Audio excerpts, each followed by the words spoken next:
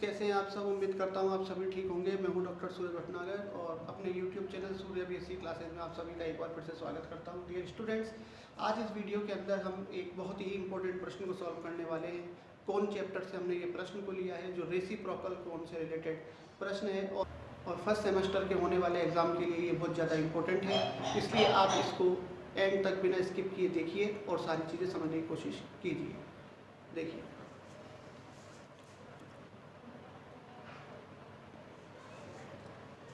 देखिए, यहाँ पर हमको दिया हुआ है कि सिद्ध करो कि निम्न शंकु परस्पर व्युत्क्रम शंकु है। हमें यहाँ पर दो इक्वेशन दे रखी है, दोनों कोण की है और हमको रेसिप्रोकल कोण है ये एक दूसरे के लिए।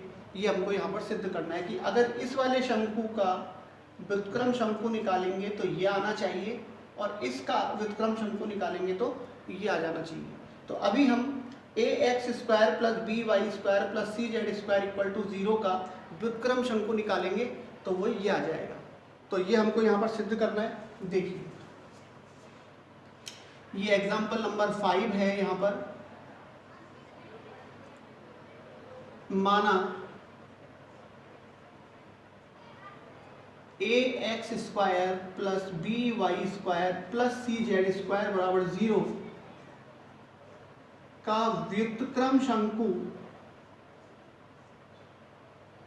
इसके व्युत्क्रम शंकु का एक समीकरण मान लेते हैं। व्युत्क्रम शंकु का समीकरण हमने पिछले वीडियो में भी इस तरह के सवालों को सॉल्व किया था। अगर नहीं देखा हो तो प्लेलिस्ट में जाकर के उसे जरूर देखें। तो व्युत्क्रम शंकु का समीकरण ax square plus B Y square plus C Z square plus 2f Y Z plus 2g Z X plus 2hx Y बराबर 0 है। तो ये हमने क्या मान लिया, व्युत्क्रम शंकु का समीकरण मान लिया इस वाले शंकु के लिए। अब हमको इसके अंदर जो कैपिटल लेटर में ये ABC और FGH लिख रहे हैं, इनकी वैल्यू निकालनी है जो एक सारणिक की सहायता से निकलती है। और वो सारणिक कुछ इस तरीके से देखिए, AHG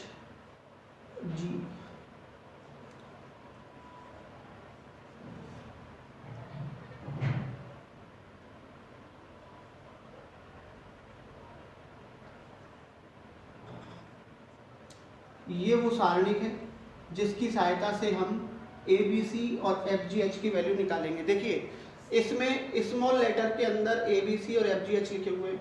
अगर हमको कैपिटल A की वैल्यू निकालनी है तो वो इस A से निकलेगी। इस A के सामने की पंक्ति और स्तंभ को छोड़ देंगे, इसका क्रॉस मल्टीप्लाई करेंगे तो वो A की वैल्यू हो जाएगी। B की वैल्यू निकालनी है तो ये स्मॉल b वाले से निकलेगी, C की C से और FGH की FGH से निकलेगी। एक चीज़ हमें ध्यान रखनी है कि सेकंड नंबर का जो भी अवयव हम यूज़ करेंगे, जैसे हमको H की वैल्यू निकालनी है, H यहाँ पर दूसरे नंबर पे है और यहाँ भी दूसरे नंबर पे है। दोनों में से किसी से भी H की वैल्यू अगर हम निकालते हैं तो वो माइनस के चिन्ह के साथ निकाली जाएगी।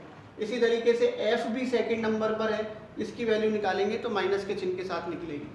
ठीक है, तो यहाँ पर अब हम ABC की वैल्यू को निकालते हैं। देखिए, तो देखिए हमने जो इक्वेशन ली है ax square plus B Y square plus C Z square, इसमें x स्क्वायर वाई स्क्वायर और जेड स्क्वायर का गुणांक ABC होता है। तो a b और c ABC के रूप में ही लिख रहे हैं। तो ABC का मान हो जाएगा यहाँ पर ABC। फिर इस इक्वेशन के अंदर f g और h वाली टर्म नहीं है, तो इसका मतलब ये f g h की जो मान है वो 0 हो जाएंगे, ये यहाँ पर नहीं है। अब इसकी सहायता से हमको वैल्यू निकालनी है। जैसे हमको a का मान निकालना है तो a का मान कहाँ से निकलेगा, यहाँ पर a है, इसका मतलब इससे निकलेगा। इसके सामने की पंक्ति और स्तंभ को छोड़ दिया तो इसका गुणा इसके साथ, माइनस का साइन, फिर इसका इसके साथ, तो केवल आएगा BC। तो a का मान आ गया BC। अब हम निकालना चाहते हैं b का मान। b यहाँ बीच में है यानी कि इस वाले मान से निकलेगा। इसके सामने की पंक्ति और स्तंभ को छोड़ दिया तो a का गुणा c से किया तो ये हो गया AC। C की वैल्यू निकालेंगे, C यहाँ पर है यानी इससे निकलेगा। इसके सामने की पंक्ति और स्तंभ को छोड़ दिया तो A का गुणा B से किया माइनस 0, तो ये हो जाएगा AB। अब हम मान निकालेंगे F का। तो देखिए F यहाँ पर है दोनों जगह पर, तो किसी भी एक से निकाल सकते हैं। इस वाले एफ से निकालते हैं मान लो, तो इसकी संगत अवयव पर आ जाएंगे इस पर, इससे निकलेगा एफ का मान। तो इसके सामने की पंक्ति और ये स्तंभ छोड़ दिया, तो ए का गुणा 0 से और 0 का गुणा 0 से, तो 0 ही आएगा। तो इसी तरीके से जी का मान भी 0 आएगा और एच का मान भी 0 आ जाएगा। तो हमने ए बी सी और एफ जी एच की वैल्यू यहाँ पर निकाल ली और इन मानों को जो हमने व्युत्क्रम शंकु मान रखा है उसमें रख देंगे। तो जो आएगा सॉल्व करने पर वो व्युत्क्रम शंकु का समीकरण होगा। देखिए सभी मान रखने पर,